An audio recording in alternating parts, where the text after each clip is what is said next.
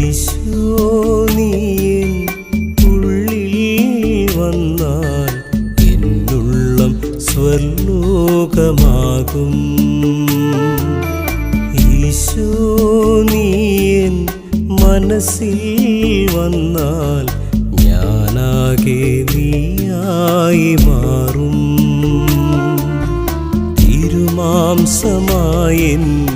ഉള്ളിൽ തിരുരക്തമായെൻ്റെ ഹൃത്തിൽ തിരുജീവനേകുന്ന കരുണാമയ എന്നിൽ തിരുഭോജ്യമായി നീ